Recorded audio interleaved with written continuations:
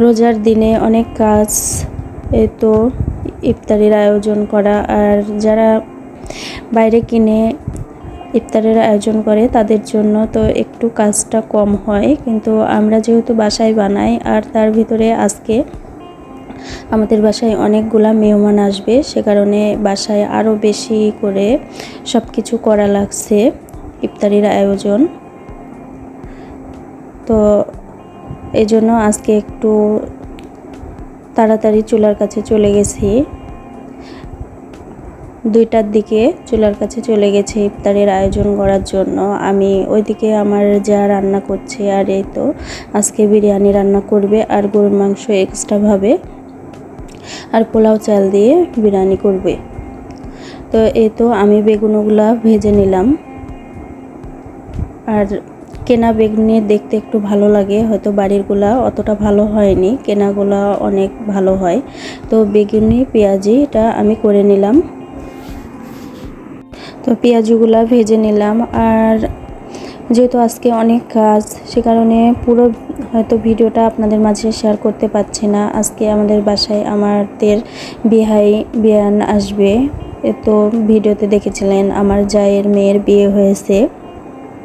ঈদের পরে অনুষ্ঠান ছোটোখাটো করে কালমার স্টোরি হয়ে আছে, তারা আজকে দিন তারিখ ঠিক করতে আসবে।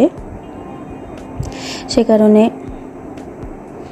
আজকে তাদের জন্য আমার ননদের ছেলের বউ, ছেলে, নন্দু সবাই আসবে, একসাথে সবাই ইফতারি করবে। সে কারণে এই তো বিরিয়ানি আর সাথে প্রথমে মুড়ি দেওয়া হবে, তারপরে এই তো বিরিয়ানির সাথে গরুর মাংস আর ডিম ভুনা করা আছে।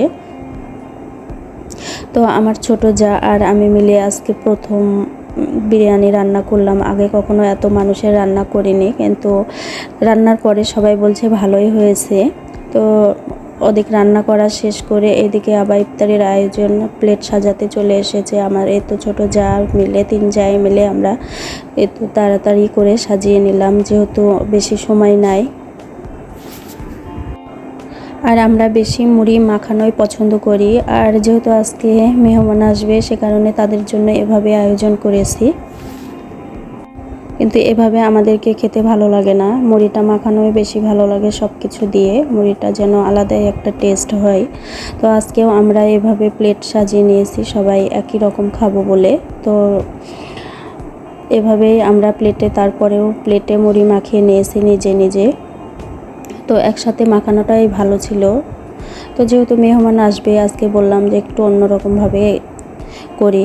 তো আজকে তো ইফতারির কিছুক্ষণ পরে খেতে দিয়েছি, কারণ কিছুক্ষণ পরে তো তারাবির নামাজ পড়তে সবাই চলে যাবে, আর আমার ননদেররাও চলে যাবে। সে কারণে একটু তাড়াতাড়ি করে খেতে দিয়েছি। এই তো আমি একটু ভিডিও করে নিলাম। এই তো আপনারা তাকে চেনেন, আসিফ ফারজানা ব্লগ, সে আমাদের বাসায় দাওয়াতে এসেছে।